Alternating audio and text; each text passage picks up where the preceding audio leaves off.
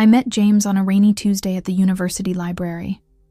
I was buried in research papers, my coffee long cold, when he asked if he could share my table. The library was nearly empty, but something in his smile made me nod. We spoke in whispers. Between turning pages and by closing time, I felt I'd known him for years. That was the beginning of us, simple, unplanned, and seemingly perfect. We married 3 years later in his family's garden. Everyone said we were the perfect match, both academics, both dreamers. I believed them. I believed him. The first few years were a beautiful blur of shared books, late-night discussions, and planning our future. We moved to Boston when I was offered a position at the university. James supported my career wholeheartedly, or so I thought. He found work at a publishing house, editing manuscripts while working on his novel in the evenings. Our life seemed to unfold exactly as we'd imagined. The cracks appeared so gradually I barely noticed them forming. First came the late nights at the office, then the weekend retreats with colleagues I never met. James grew distant in small ways. Fewer morning kisses, distracted nods when I spoke, his phone perpetually face down on tables. I told myself it was the pressure of his manuscript, the one he guarded so carefully that even I wasn't allowed to read it. "It's not ready," he'd say. "I want it to be perfect before anyone sees it." I respected his process. I gave him space. On our 5th anniversary, we planned a weekend away at a coastal cottage. I'd arranged everything: the secluded beach house, reservations at his favorite seafood restaurant, even packed his favorite sweater. But 2 days before, James announced he couldn't go. An emergency meeting with his publisher, he said. Couldn't be rescheduled. His eyes never quite met mine as he spoke. I swallowed my disappointment and suggested we celebrate the following weekend instead. He agreed too quickly, relief washing over his face. I didn't cancel our reservation. Something pulled me to that beach house alone. Perhaps intuition. Perhaps just stubbornness. The cottage was everything I'd hoped. Windows overlooking the Atlantic, a stone fireplace, shelves lined with dog-eared paperbacks left by previous guests. I spent the first evening on the porch with a glass of wine, watching waves crash against rocks and wondering when James and I had started living parallel lives instead of a shared one. The call came at midnight. It was Ellie, my colleague from the English department. Her voice sounded strange, hesitant. "I'm sorry to call so late," she said. "But I just left the Meridian Hotel bar, and I think you should know something." The world slowed as she continued. James was there, with someone. They looked intimate. My hand gripped the phone so tightly my knuckles turned white. "How intimate?" I asked, my voice surprisingly steady. "They were kissing, Sarah. I'm so sorry. I wouldn't tell you if I wasn't certain." After hanging up, I stood frozen by the window, watching moonlight ripple across dark water. The strange thing was the absence of shock. Somewhere deep inside, I'd known. All those late nights, all those hidden messages, all those moments when he seemed to look through me rather than at me. They suddenly formed a clear picture. The man I'd married had become a stranger, or perhaps he'd always been one, and I'd been too in love to notice. I didn't cry. Not then. Instead, I built a fire and curled up on the sofa with a book I couldn't focus on. Morning would come. Decisions would need to be made. But for those dark hours, I allowed myself to simply exist in the space between what I had believed and what was real. The flames cast shadows across the room, and I watched them dance, remembering how James and I once made shadow puppets on our bedroom wall. The memory felt like it belonged to someone else. A woman who hadn't yet learned how quickly love could transform into something unrecognizable. I returned from the beach house with a plan. Confront James directly, no accusations, just questions. But when I arrived home, our apartment felt different, like the air itself had changed. His laptop sat open on the kitchen table, an oddity since he guarded it so carefully. The screen was dark, but a small blue light blinked steadily, indicating it was merely sleeping. I hesitated only a moment before touching the trackpad. The screen illuminated to reveal an email account I'd never seen before. Not his university address or his publishing house one. This was personal, created with a name I didn't recognize. The message displayed was from someone named Amber. "Missing you already," it read. "Last night was perfect. 3 more days until Boston becomes our permanent reality." My legs gave way, and I sank into the chair. 3 more days, Boston, our city. My hands moved without conscious direction, clicking through message after message. The story unfolded with brutal clarity. James had been seeing this woman, an editor at his publishing house, for nearly 2 years. They'd been planning their future together, a future that apparently didn't include me. But it was his manuscript, the precious novel he'd never let me read, that delivered the final blow. It wasn't in his laptop files where I expected. Instead, I found a folder of photos. James and Amber in Chicago, in New York, even in Paris. Paris, where he'd gone for a writers' conference last spring. There they stood, smiling beneath the Eiffel Tower, his arm around her waist, her head resting on his shoulder. They looked happy. They looked in love. The sound that escaped me wasn't quite human. Part laugh, part sob. 2 years. All those nights I'd spent alone, believing he was working, believing in him. All those times I'd defended him to friends, who questioned his absences. "He's dedicated," I'd said. "Writing demands solitude." The irony was suffocating. I heard his key in the lock just as I discovered their most recent messages. Plans for him to leave me, carefully orchestrated. They'd even discussed how to handle the fallout. That's what they called it. The end of our marriage was a practical problem to be managed, nothing more. "Sarah?" His voice came from the hallway. "You're home early. I thought you were staying at the beach until Sunday." I didn't turn around. "Plans change," I said, my voice unnaturally calm. "Rather like yours seem to have." He stepped into the kitchen and saw the screen, his face drained of color. "I can explain," he began, but the words died as I stood up. "Explain what, James? Your girlfriend? Your trips together? Your plans to leave me in 3 days?" My voice remained steady, though inside I was fracturing into 1,000 pieces. "Or maybe you'd like to explain why our marriage was so meaningless to you, that you've been living a double life for 2 years. "It wasn't like that," he said, running a hand through his hair, the gesture I once found endearing. "Things between us changed. We grew apart. Amber. She understands me." "Understands you?" I repeated. "What's there to understand about lying? About betrayal? Did she understand that while you were building a relationship with her, you were systematically destroying one with me?" He looked away, unable to meet my eyes. "I never meant to hurt you." The absurdity of those words broke something inside me. Laughter bubbled up, harsh and foreign. "That's the best you can offer? You never meant to hurt me?" What exactly did you think would happen when I discovered my husband has been planning to abandon me? That I'd feel honored? Relieved? "I was going to tell you properly," he insisted. "I had it all planned. I was going to be kind about it." Kind? The word tasted bitter. There's nothing kind about betrayal, James. Nothing kind about lying to someone's face day after day. You didn't just cheat on me. You erased me. You made decisions about my life without my knowledge or consent. He tried to reach for me, but I stepped back. "Don't," I said. "Don't touch me.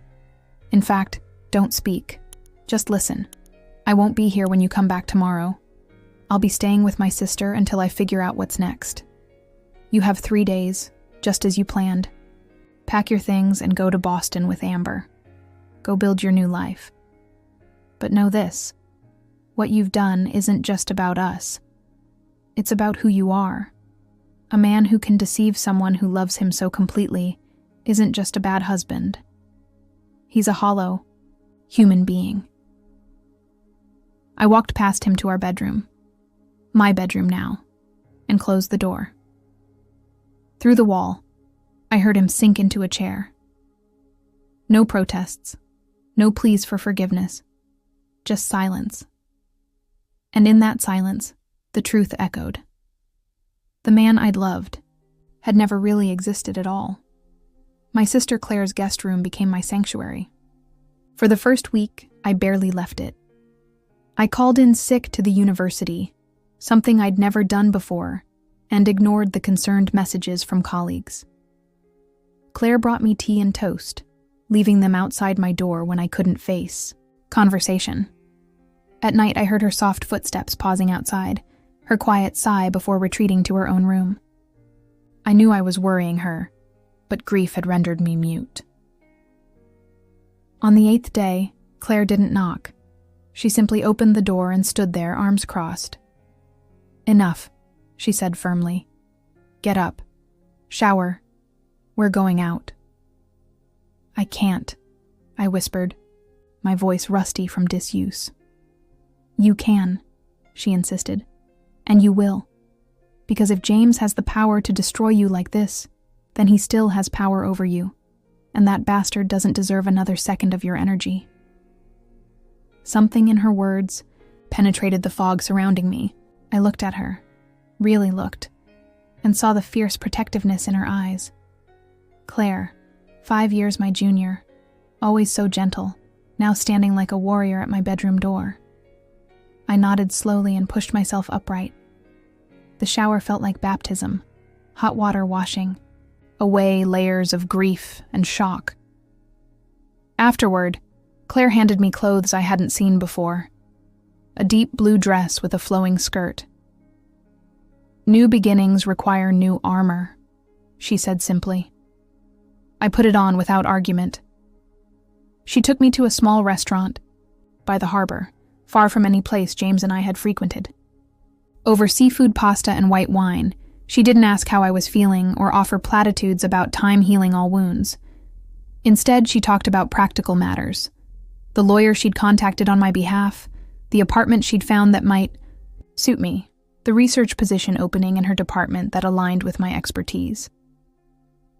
"You've been busy," I said, surprised by her thoroughness. She shrugged. "Someone had to be. You needed time to fall apart. Now you need scaffolding to rebuild." She reached across the table and squeezed my hand. "I'm your scaffolding, sis. Lean on me until you're strong enough to stand alone." The next morning, I called the lawyer. Melissa Kingston was brisk, efficient, and refreshingly direct. "The way I see it," she said after hearing my story, "your husband's betrayal gives us leverage. He wants this to be clean and quick. We can use that." She outlined a strategy that made the academic in me appreciate its elegance. We would approach this not as a wronged wife seeking retribution, but as a strategic negotiator with emotional leverage. "He'll want to avoid public embarrassment," Melissa continued. "He'll want his colleagues and friends to see him as the reasonable one. We'll use that desire to secure your financial future." For the first time since discovering James's betrayal, I felt a flicker of something other than despair, something that might have been determination, or perhaps its precursor. "I don't want to destroy him," I said slowly. "I just want what's fair." "Fair left the building when he started living a double life," Melissa replied. "What we're aiming for is advantageous." That afternoon, I returned to campus. Walking into my office felt like stepping into a former life. Books neatly arranged, student papers stacked in color-coded folders. the small potted fern James had given me 3 birthdays ago. I picked up the plant and dropped it into the waste bin. Then I opened my laptop and began composing an email to my department chair, explaining my absence and requesting a meeting to discuss my future at the university. As I typed, my office phone rang. It was Ellie, the colleague who'd seen James, with Amber. "Sarah," she said, relief evident in her voice. "You're back. Are you okay? I've been so worried." "I'm not okay," I admitted, "but I'm going to be." "Listen," she hesitated. "There's something else you should know. James has been telling people you two grew apart naturally. He's positioning himself as the wounded party. Says you were too focused on your career, that you left him emotionally long before he found comfort elsewhere." I should have felt angry. Instead, a strange calm descended. "Of course he is," I said. "That's what men like James do. They rewrite history to cast themselves as victims rather than perpetrators." After hanging up, I sat motionless, staring at the blank wall opposite my desk. James wasn't just taking my present. He was attempting to steal my past, to reframe our entire relationship to suit his narrative. The realization crystallized something inside me. This wasn't just about surviving betrayal anymore. This was about reclaiming my story. I pulled out a fresh notebook and began to write, not lecture notes or research observations, but my truth. Every memory, every moment, every promise made and broken. I wrote without stopping until my hand cramped and the sun had set outside my window. When I finally put down my pen, I felt lighter somehow, as if the act of recording had transferred the weight from my heart to the page. On my way home, to Claire's home, I reminded myself. I passed a hair salon still open despite the late hour. On impulse, I stepped inside. "I need a change," I told the stylist, a young woman with intricate tattoos winding up her arms. "Something completely different." She studied my reflection in the mirror. "How brave are you feeling?" I met her eyes steadily. "Braver than I've ever been." The woman in the mirror was a stranger. My hair, once long and chestnut brown, now fell in a sharp bob just below my ears, dyed a rich, dark auburn that caught the light like fire. "It's perfect," I whispered to the stylist, who grinned and spun the chair for a different angle. "New hair, new life," she said, brushing stray clippings from my shoulders. "That's what my grandmother always told me." Walking home that night, I felt oddly visible, as if I'd been a ghost for years, and suddenly materialized on the sidewalk. Each step felt deliberate, purposeful. I stopped at a boutique I'd always admired but never entered, the kind that sold clothes James would have deemed impractical. Inside, I bought 2 dresses, a blazer with sharp shoulders and shoes with heels that announced my arrival before I entered a room. Claire whistled when I walked through her door. "Holy transformation," she said, circling me. "You look powerful." "I don't feel powerful yet," I admitted, "but I'm working on it." The following Monday, I strode into my department chair's office. Robert had known James and me since we were graduate students. He'd attended our wedding. When I sat across from him, his eyes widened slightly at my new appearance, but he said nothing about it. "I appreciate your understanding during my absence," I began. "But I need to address something before rumors take root. My husband and I are divorcing. He's been unfaithful for years and is leaving me for another woman. He's also apparently telling a different story around campus." Robert's expression shifted from surprise to anger. "Sarah, I'm so sorry. That's inexcusable." "Yes, it is," I agreed. "And while I have no intention of turning this into workplace drama, I won't allow him to rewrite our history. I've never prioritized my career over our marriage. That's his Narrative, not reality. I understand, Robert said. And for what it's worth, no one who knows you would believe that characterization. He paused. There's something else you should be aware of. The department at Boston University where James was supposedly hired? They contacted me last week asking for a reference. He doesn't have the position yet. The information hit me like a physical blow. He lied about that too? I nearly laughed. Of course he did. Robert leaned forward. You've been an exceptional asset to this department for years. Your work is respected, your teaching evaluations are stellar. Whatever you need during this transition, reduced teaching load, research leave, office relocation, just ask. I hadn't expected such immediate support. Thank you, I said, genuinely moved. For now, I'd like to maintain my normal schedule. Structure helps. That evening, Claire and I shared a bottle of wine on her small balcony. The city lights winked, beneath us like scattered jewels. I told her about my meeting with Robert, about James's lie regarding the Boston position. Men like him live in constant fear of exposure, Claire observed. They build elaborate structures of deception, then panic when the foundation shakes.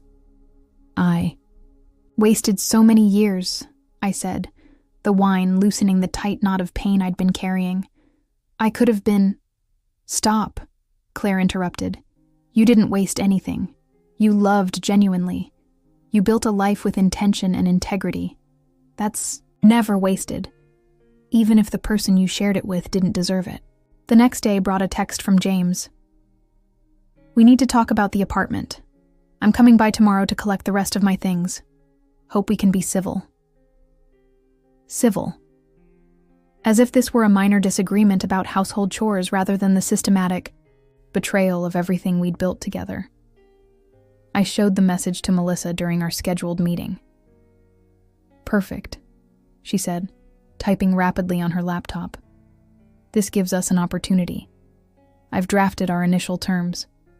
When he arrives, you'll have this document ready. You want me to be there? The thought of seeing him again made my stomach clench. Absolutely. In fact, I want you to be the one to hand him these papers. Let him see exactly who he's dealing with now. I spent that night in my apartment for the first time since discovering his betrayal. The space felt both familiar and foreign, like revisiting a childhood home after decades away.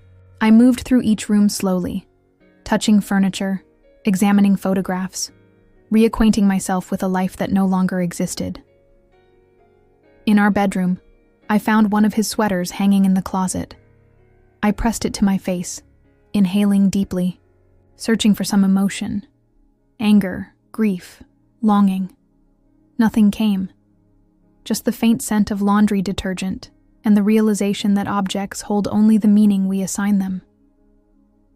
I slept in the guest room, unwilling to lie in the bed we'd shared. Before dawn, I showered and dressed in one of my new outfits, a charcoal gray dress with a structured jacket that made my shoulders look broader, stronger.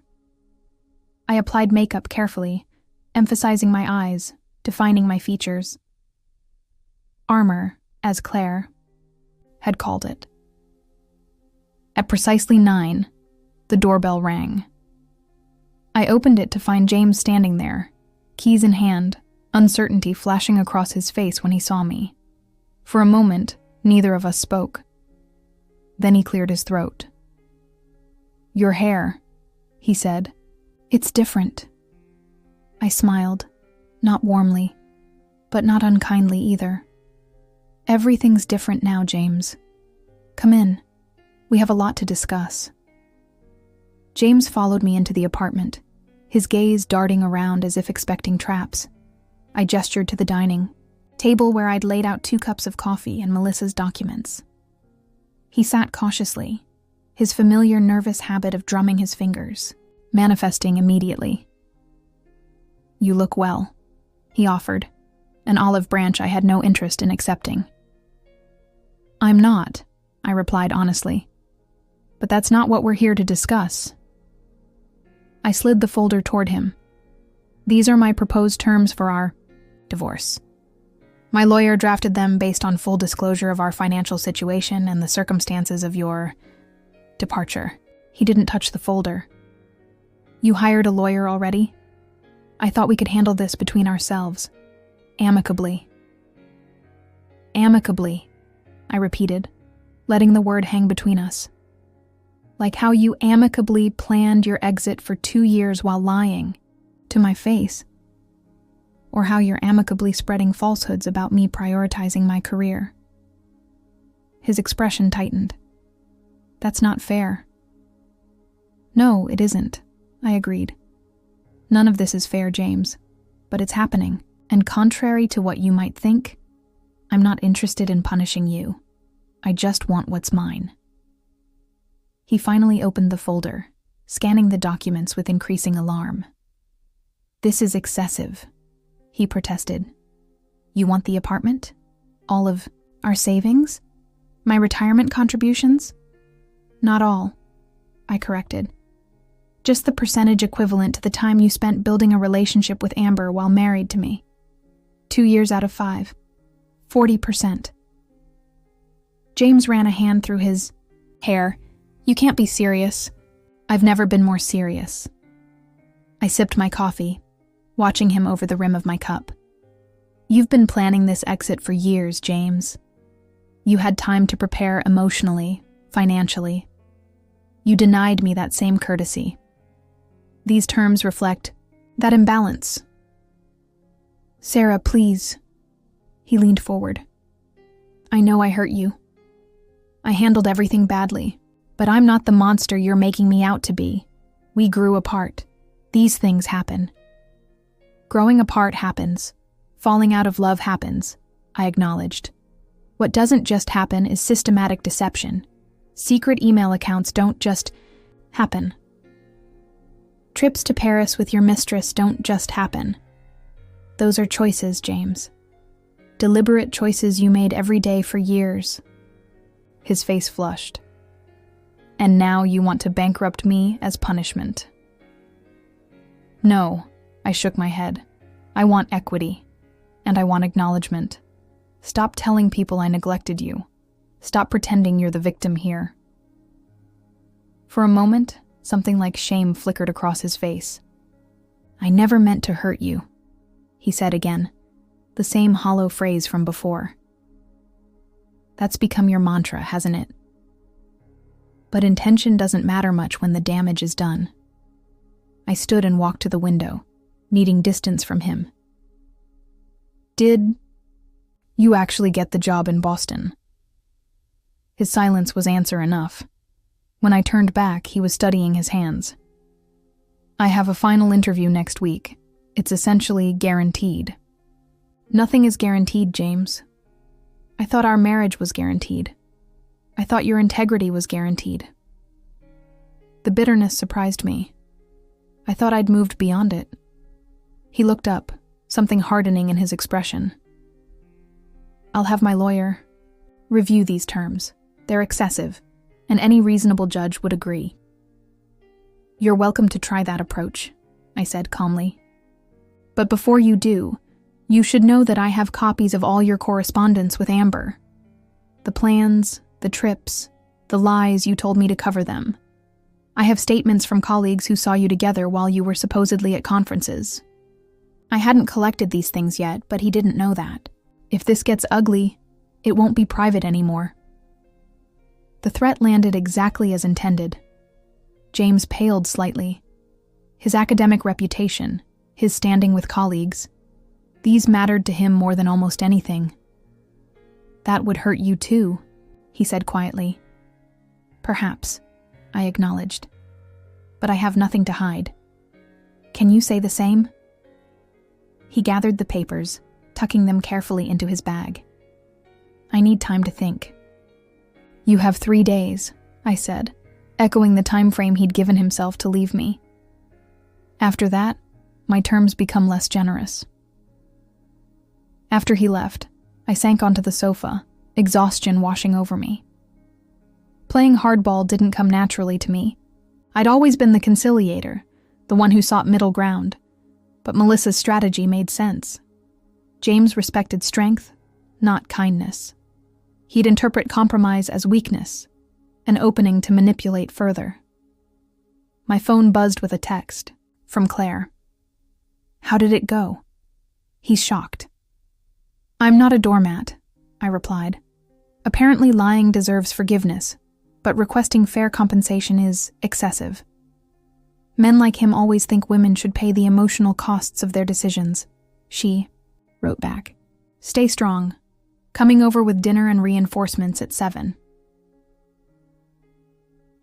The reinforcements turned out to be our cousin Rachel, a divorce attorney herself, and Ellie from my department. They arrived bearing Thai food, wine, and fierce loyalty. As we ate, I recounted my meeting with James. "You handled it perfectly," Rachel approved. "Men like him fold when confronted directly. They're used to women absorbing pain silently." "He's already showing cracks," Ellie agreed. "Today he canceled his graduate seminar without explanation. The students said he seemed distracted, agitated. I felt no satisfaction at this news, only a dull ache where my love for him had lived. "I don't want to destroy him," I said. "I just want what's fair." Rachel squeezed my hand. "Fair includes acknowledging the true cost of betrayal. It's not just about money or property. It's about the years you can't get back, the trust you'll struggle to rebuild in future relationships." Later, after everyone had gone, I wandered through the apartment, touching things that had once defined our shared life. Books we'd read together. The vintage record player we'd found at a flea market. The blue ceramic bowl his mother had given. Us. Each object held memories, stories, fragments of a life I'd believed in completely. I didn't cry. But for the first time since discovering his betrayal, I allowed myself to mourn.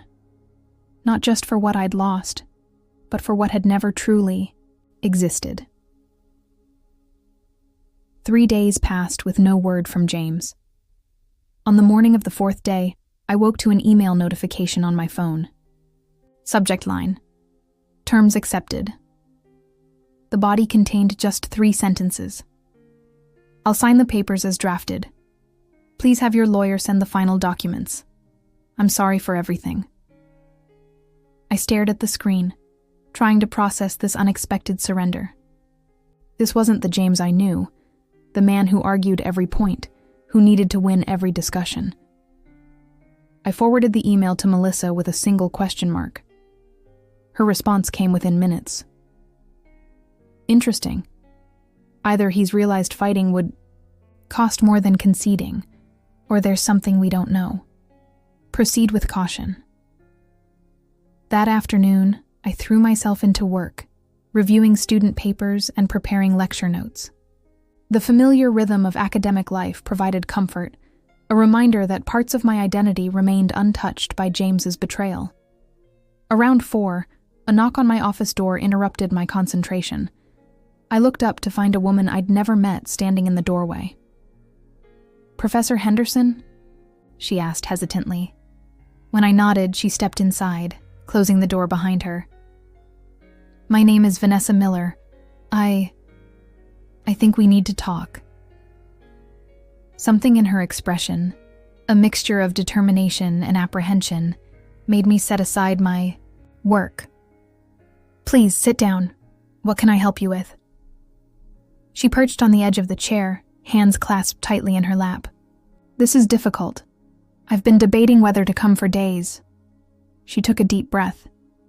"It's about James Henderson, your husband." A cold feeling settled in my stomach. Ex-husband, soon enough. What about him?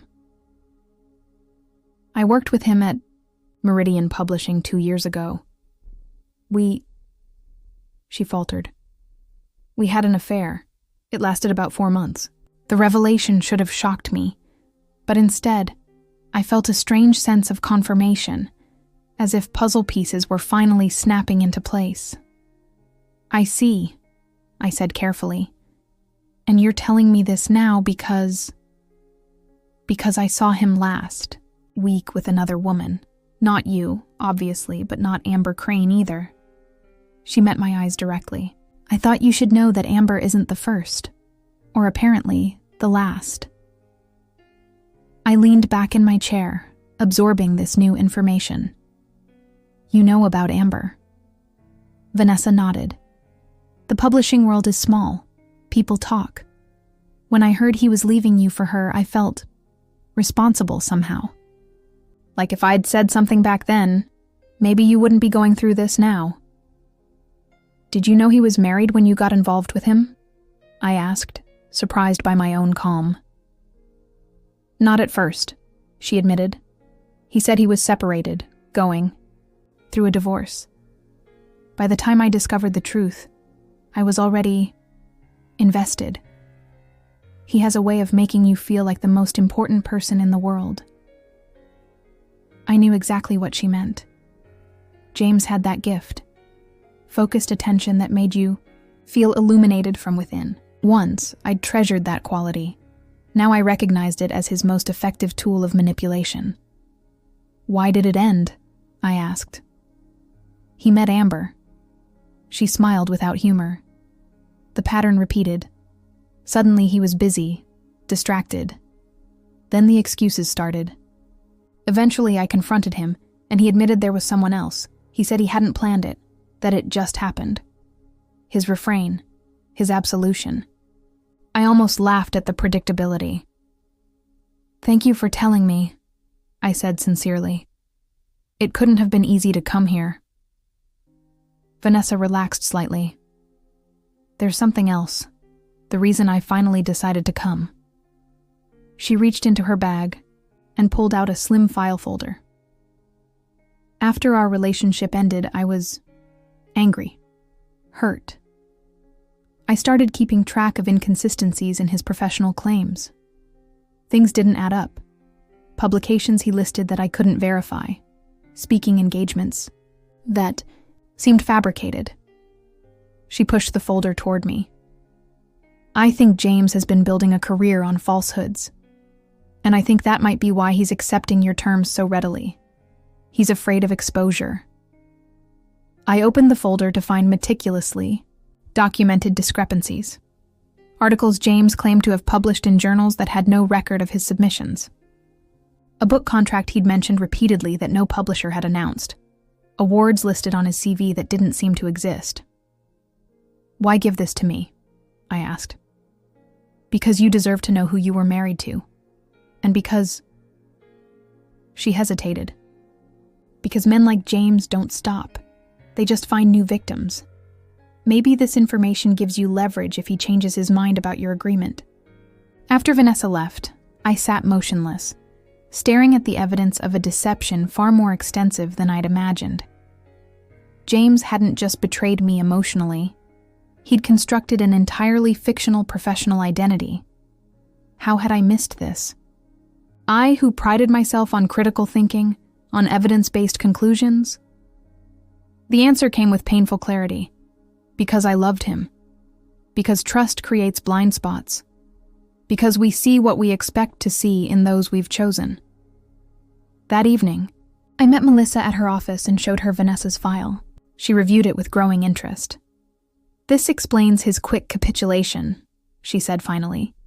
He's worried about more than just his relationship history being exposed. What should I do with this information? I asked. Nothing, for now, she advised. He's agreed to our terms. Let's complete the divorce quickly and cleanly. This file is insurance if he tries to renege. On my way home, I walked past the restaurant where James and I had celebrated our first anniversary. Through the window, I could see couples leaning toward each other across candle-lit tables, sharing secrets, building trust, perhaps creating illusions that would eventually shatter. The sight didn't sadden me as it might have days earlier. I realized then that James's deceptions, painful as they were, had freed me from something I hadn't recognized. The constraint of being the person he believed me to be. The accommodating wife, the trusting partner. The woman who didn't ask too many questions. In betraying me, He had inadvertently released me from a role that had grown too small. My phone buzzed with a text from Claire. "How are you holding up?" I considered the question carefully before responding. I'm not who I was. And I'm starting to think that might be a good thing.